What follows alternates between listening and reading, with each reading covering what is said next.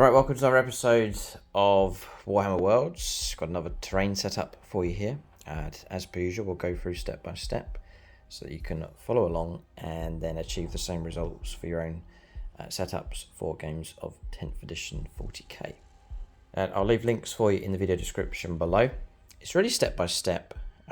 So there's a lot of stuff going on with this board. But just follow the stages along. So first of all is your foundation. That's your battle mat. It's going to give you a playing surface. It's going to give you a colour scheme, which you can see here is grassland, but also some dried out ground here, some patchy ground there in the middle.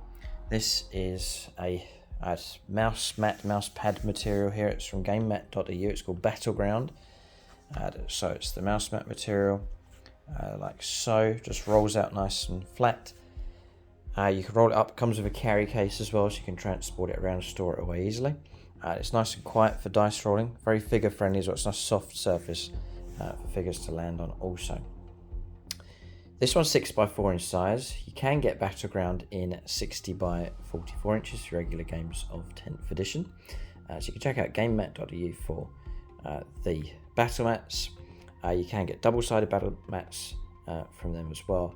And you'll also find the link for this mat in the video description below, but also a discount code that you can use, and that'll apply across the store, so for battle mats and terrain from GameMet.eu, and they are shipping worldwide.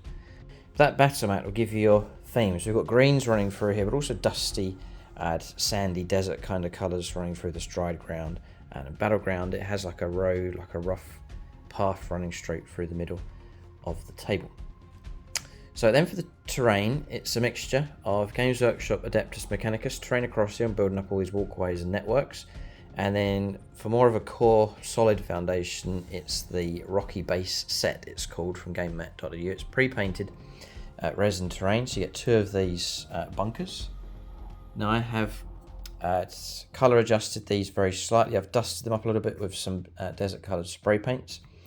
And then I've rusted up the metallics a little bit, just a little bit of work going on with those, just to create a bit more effect. But they come pre-painted. On the website you'll see how they come. They'll fit nicely on this table anyway. I've just made a bit more dusty, I think, so I can use one this kind of board, but also desert terrain as well.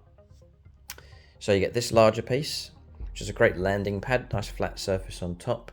There's another taller piece across there, and then you also get I zoom in, it's the crater with ruined building, which looks really good as well. It's part of that set also. So check out GameMet.eu for your battle mats.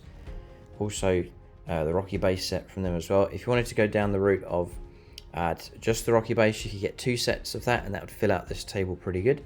But I've gone for the combo here of AdMech Games Workshop terrain, just to create some kind of Adeptus Mechanicus outpost kind of feel. Built on this like Rocky Base theme. So that fills out the table quite nicely.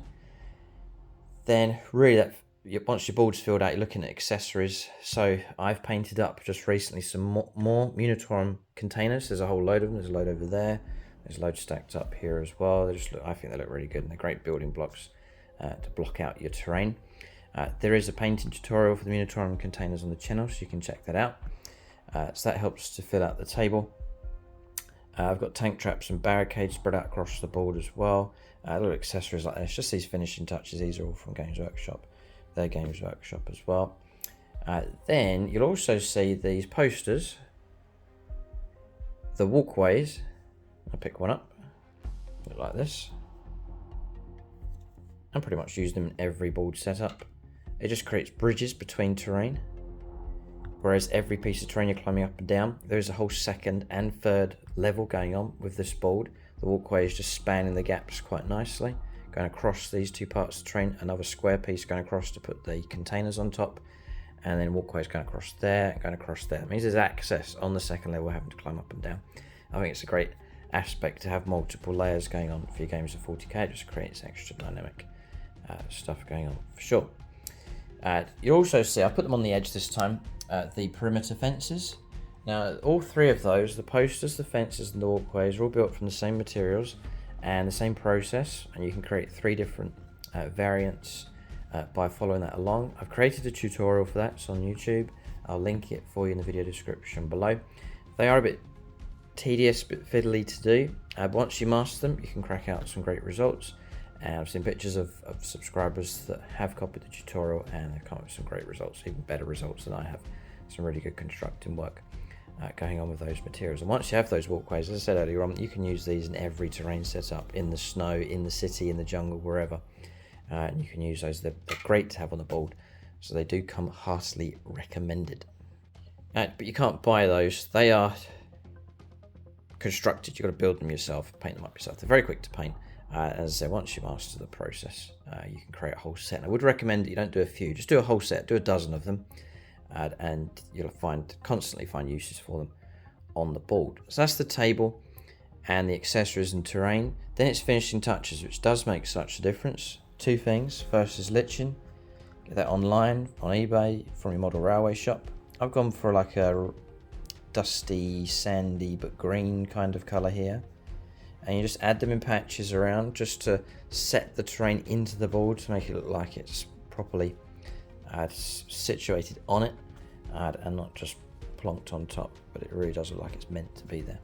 And then the other finishing touch is the stones. These are stones I've got from the beach.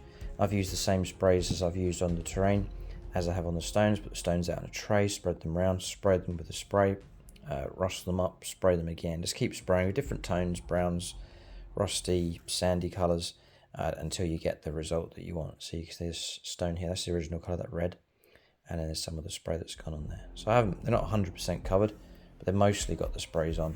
That just brings the colour tone over to match in with the terrain. And again, those not rusty, but desert kind of sandy colours fit in just nice with this table. And again, just in clusters, not in neat piles all the way around, but just trying to make it rough but tidy at the same time with those. And they just help to blend the terrain in to the board. So that's the table. Just different to the usual city fight here, just fighting out in some savannah style outpost, I think, for this one. There's some greenery, but then there's that washed out look at the same time, so it's not lush by any means. I've kept trees away from this battlefield, wanted the focus to be on the industrial terrain. So an interesting theme for this one, but you can imagine the MECH fighting away across here, and they're raiding Xenos forces, perhaps a great target for the Drakari perhaps to raid this outpost. But that's the terrain. Keep a lookout for more terrain on the channel. Just follow along step by step. I'll leave links for you in the video description below. Thanks for watching. Tune in next time.